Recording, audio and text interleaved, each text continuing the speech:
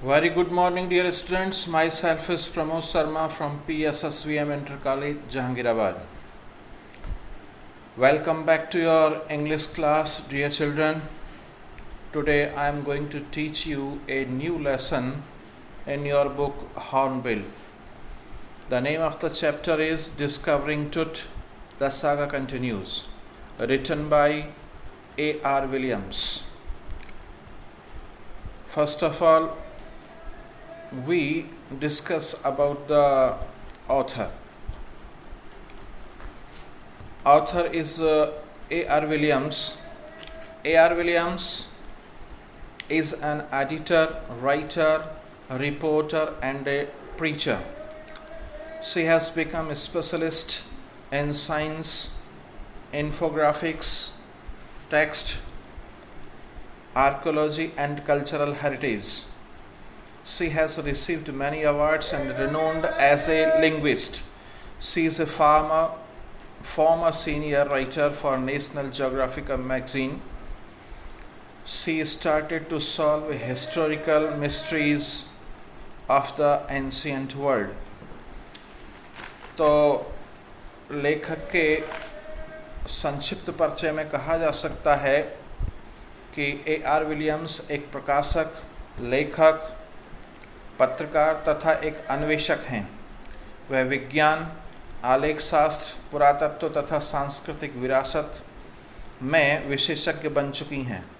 उन्होंने कई पुरस्कार प्राप्त किए तथा भाषाविद के रूप में विख्यात हैं। वह राष्ट्रीय भौगोलिक पत्रिका की एक पूर्व वरिष्ठ लेखक हैं। उन्होंने प्राचीन संसार के ऐतिहासिक रहस्यों को सुलझाना आरंभ किया। तो ये हुआ a brief description about the author. About the lesson देखते हैं. The theme of the lesson.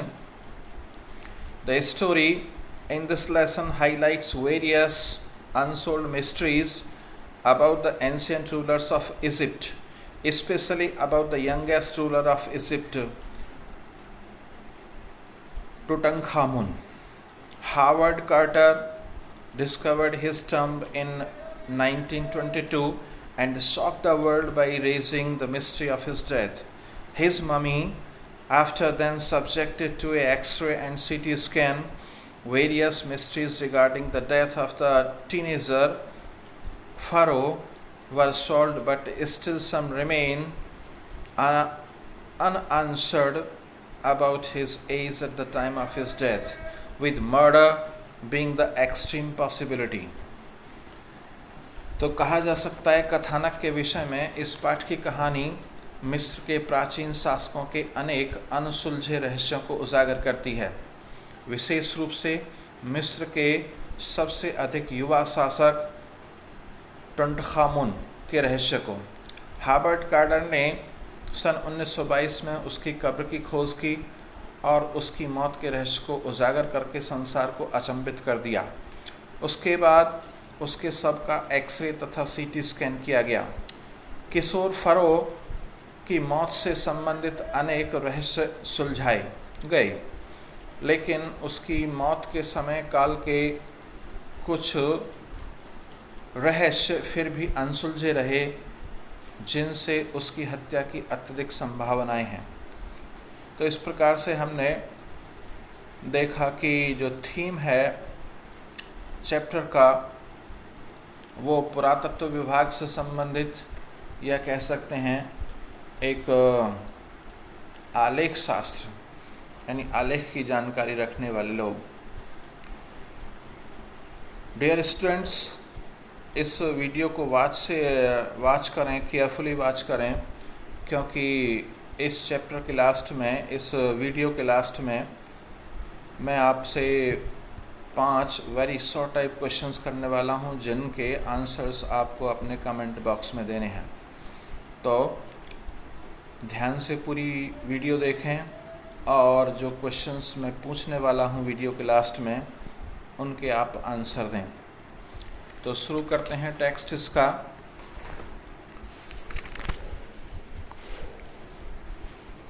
He was just a teenager when he died.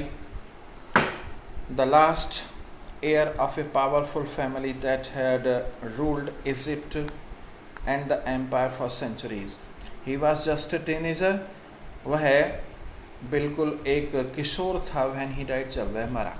किसके बारे में बात कर रहा है लेखक? लेखिका यानी बता रही हैं कि टुटनखामोन यानी टुट जब एक किशोर थे उस समय उनकी मौत हो गई, जो राजा थे वहाँ के. The last air of a powerful family, last air अंतिम उत्तराधिकारी ऑफ ए पावरफुल फैमिली, एक सशक्त परिवार के. दैट हैड रूल्ड इजिप्ट, जिन्होंने रूल कहाँ पर शासन किया? मिस्र पर शासन किया. And its empire for centuries, और इट्स एम्पायर्स यानी इनके साम्राज्य पर फॉर सेंचुरी, शताब्दियों तक. यानी टुट ने शताब्दियों तक मिस्र तथा मिस्र के साम्राज्य पर शासन किया.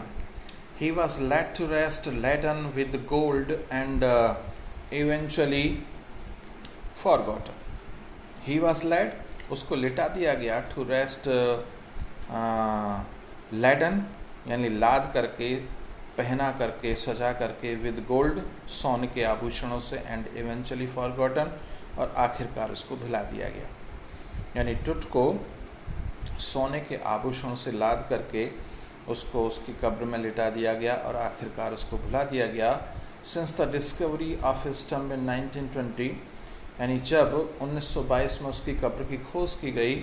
The modern world has speculated about what happened to him. हाँ, यानी 1922 में जब उसकी कब्र की खोज की गई तो मॉडर्न वर्ल्ड, आधुनिक संसार ने ये अनुमान लगाया अबाउट इसके बारे में, व्हाट हैपन टू हिम, कि उसके साथ क्या हुआ होगा या क्या हुआ था. With murder being the most extreme possibility, जिसमें कि मर्डर, हत्या की, बीइंग होने की, द मोस्ट एक्सट्रीम पॉसिबिलिटी, अत्यधिक संभावनाएं थी. यानी उसकी मौत की जो रहस्य थे उसमें संभावनाएं थीं कि उसकी हत्या की गई थी. Now leaving his tomb for the first time in almost 18 years, अब लगभग 80 वर्ष में पहली बार उसकी कब्र को छोड़ते हुए Tut has undergone a CT scan that offers new clues about his life. Tut has undergone यानी टुट को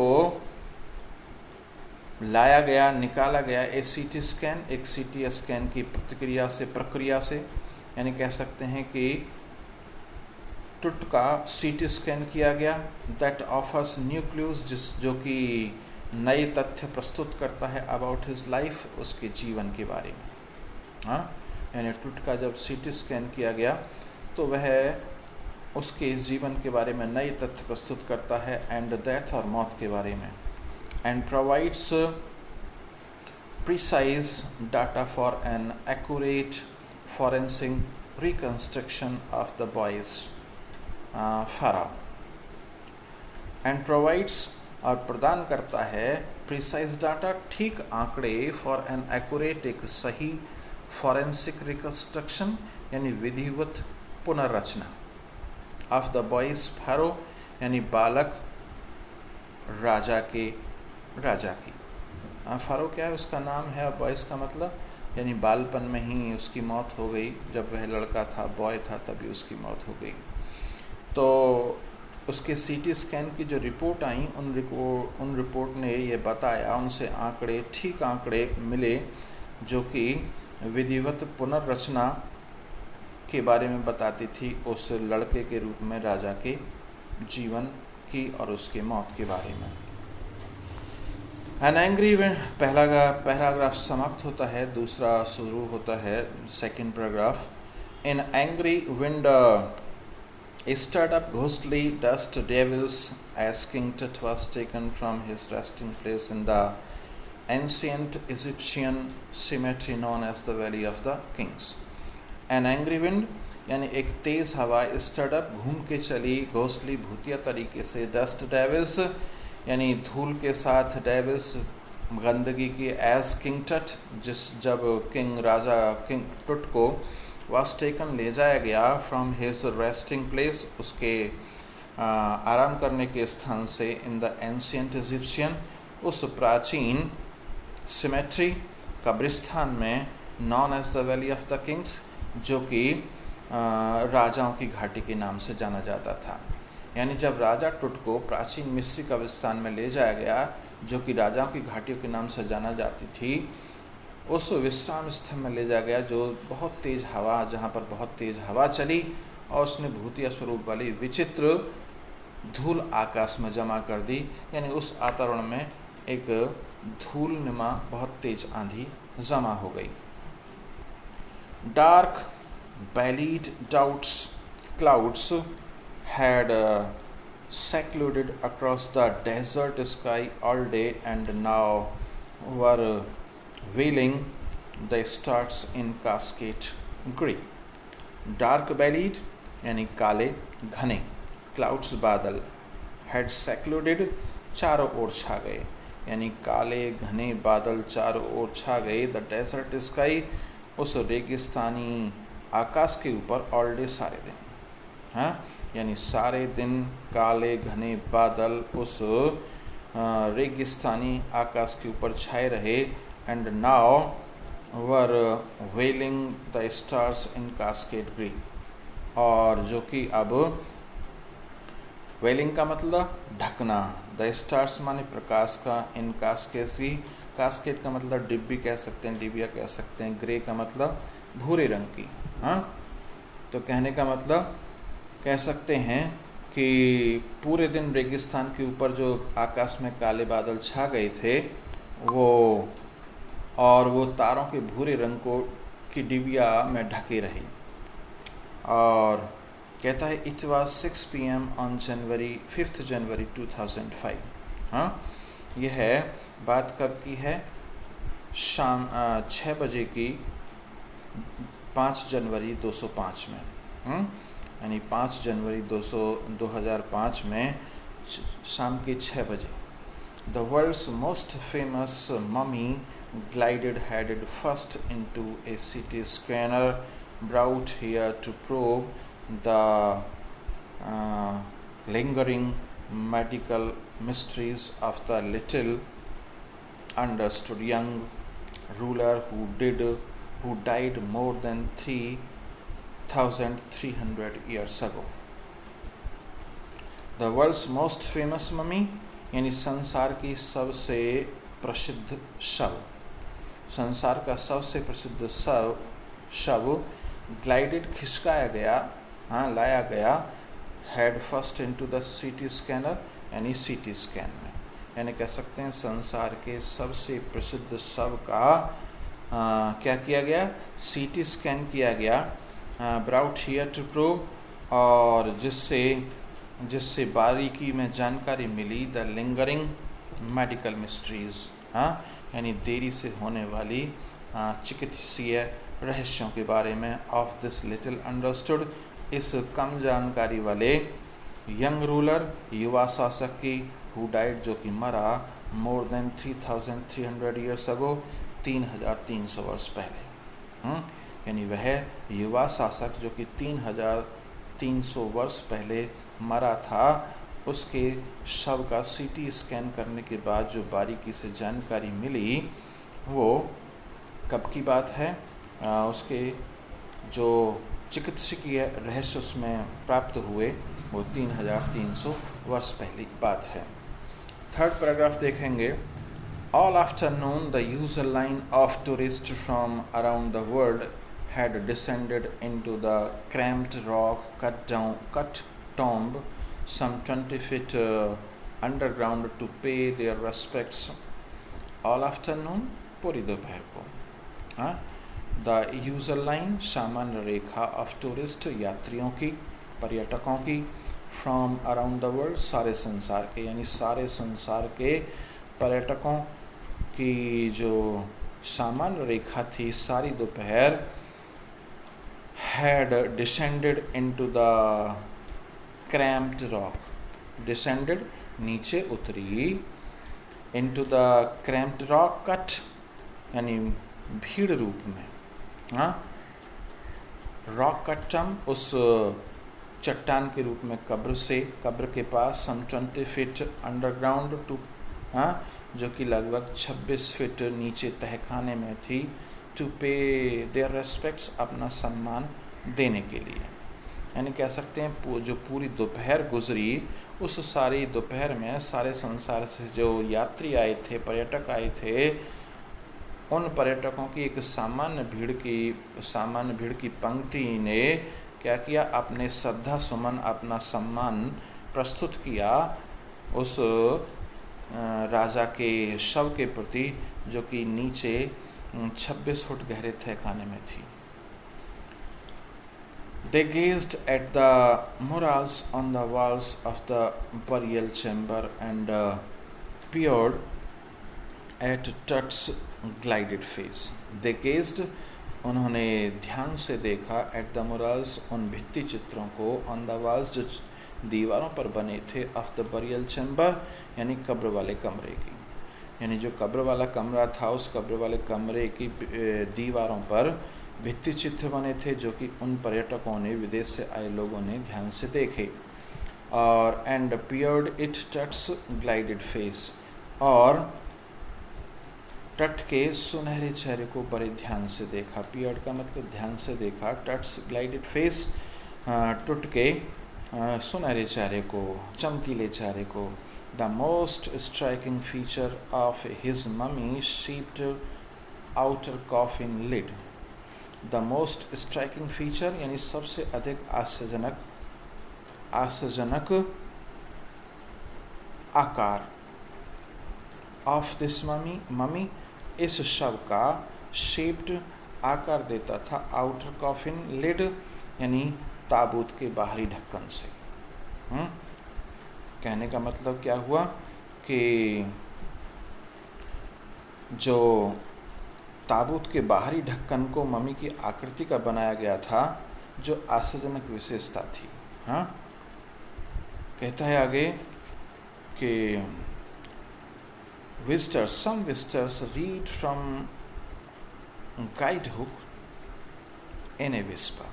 Some visitors, कुछ पर्यटक, read from guidebooks in a whisper, यानी उस किसको, कुछ पर्यटक जो गाइड पुस्तक के कुछ अंश थे उनको मंद आवाज़ में पढ़ रहे थे।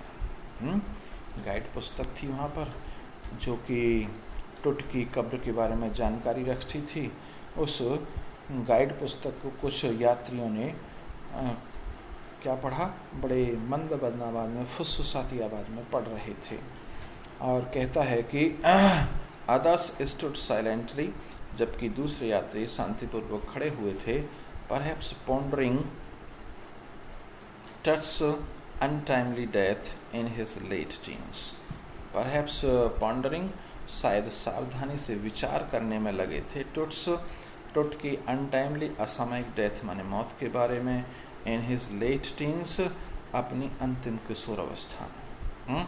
यानी किशोर अवस्था के अंतिम समय में जो टॉट की असामयिक मृत्यु हुई थी, बचे हुए जो यात्री थे वो उसकी मौत के बारे में सावधानी से विचार कर रहे थे।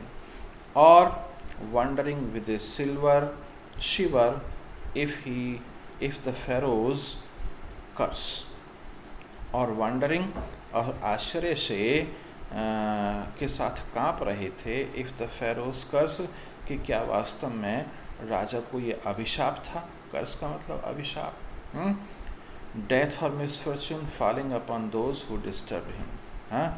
डेथ और मिसफॉर्चून, डेथ माने मौत, मिसफॉर्चून दुर्भाग्य, फॉलिंग अपॉन दोज, उन लोगों पर गिरा, हु डिस्टर्ब हिम, जिन्होंने उसकी को व्यवधान पहुंचाया। वाज रियलिटी, क्या वास्तव में सही था।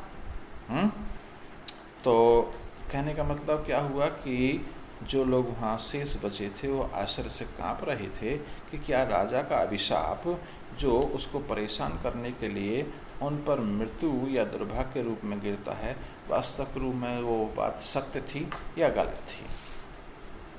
Paragraph number 4, the mummy is in very bad condition because of what Carter did in the 1920s, said Zahi Hawass. Secretary General of Egypt's Supreme Council of Antiquities.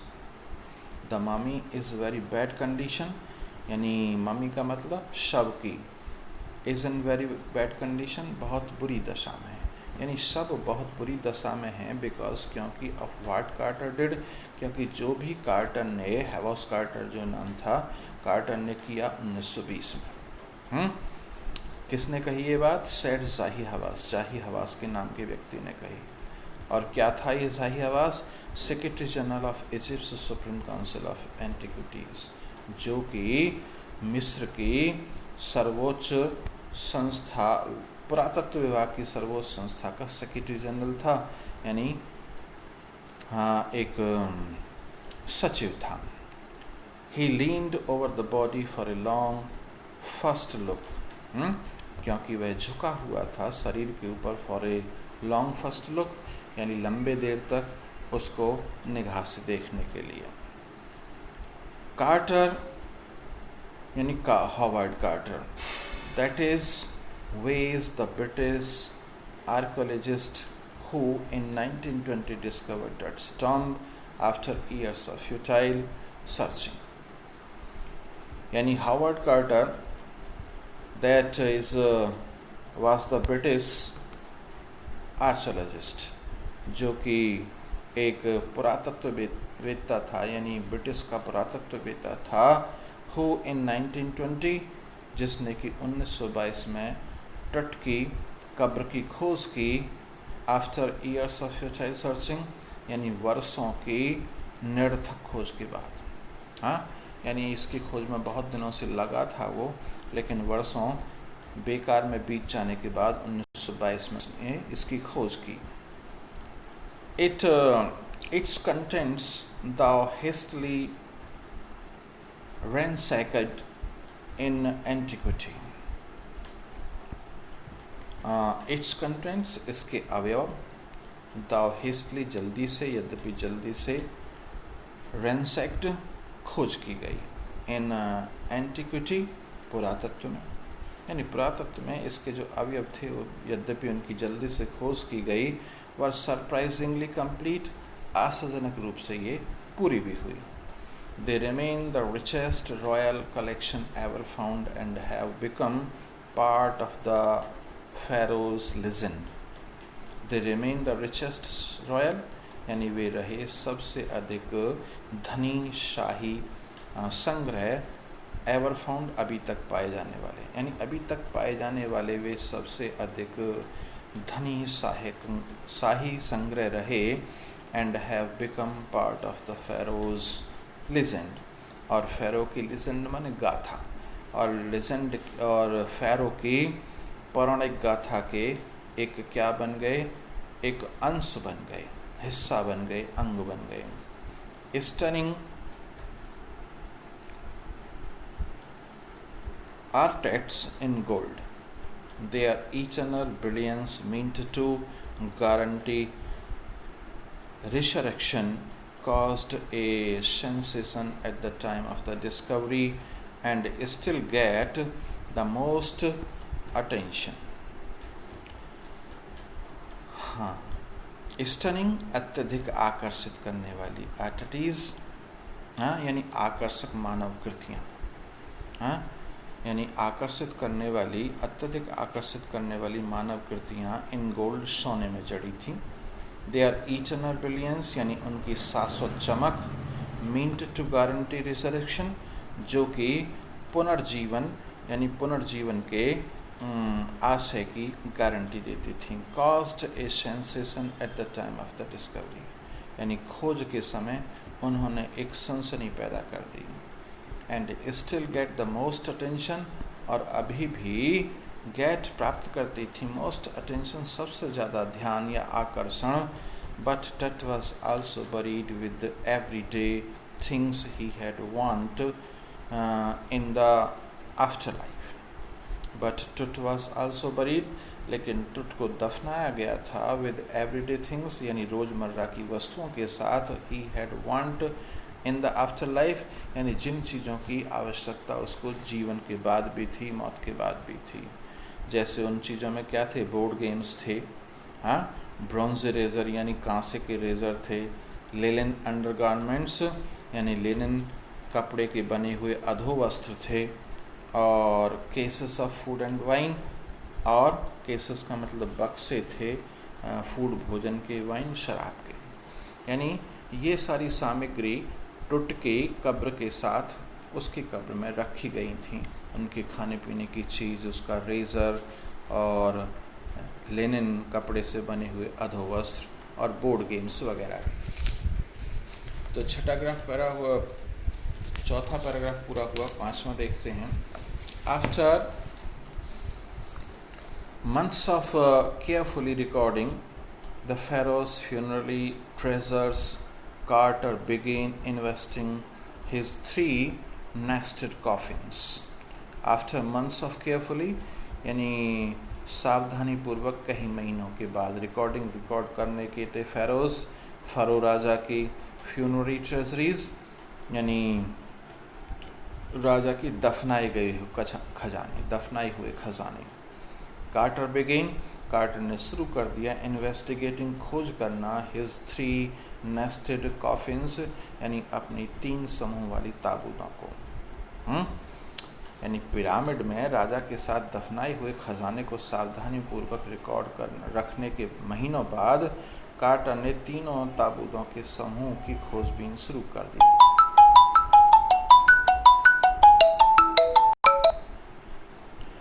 और कहते हैं आगे, opening the first he found a shroud adorned with garlands of willow and olive leaves.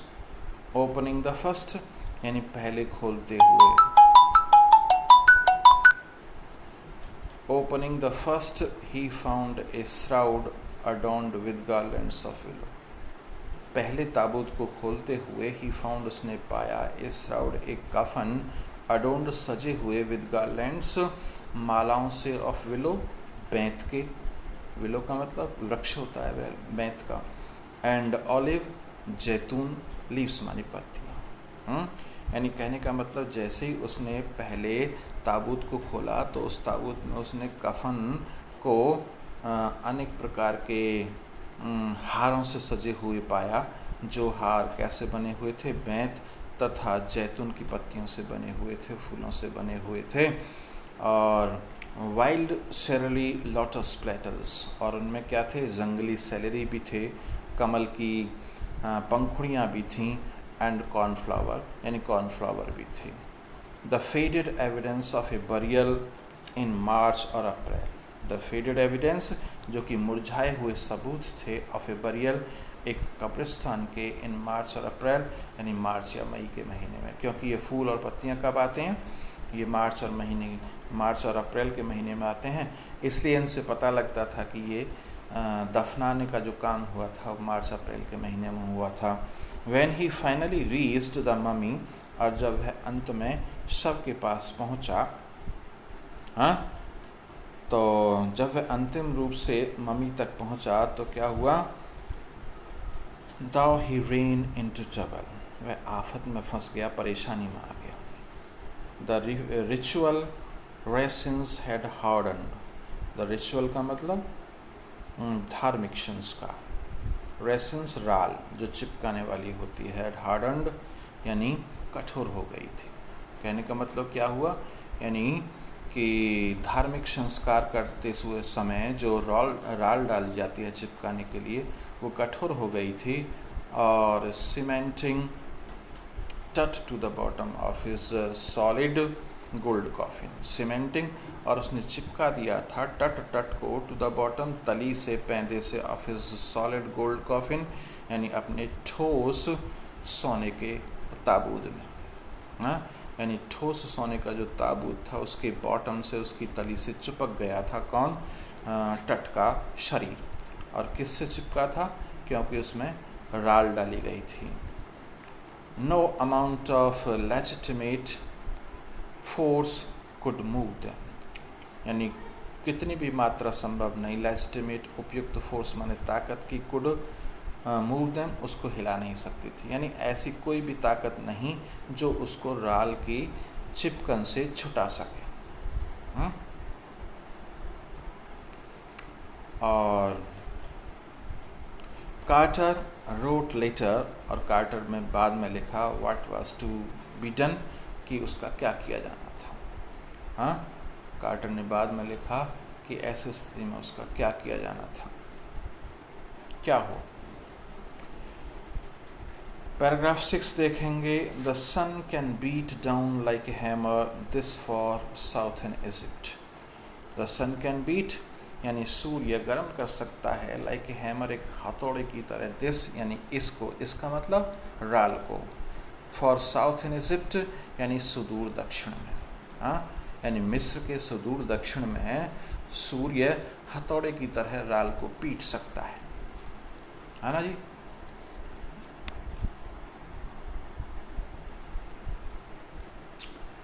और पीट सकता है।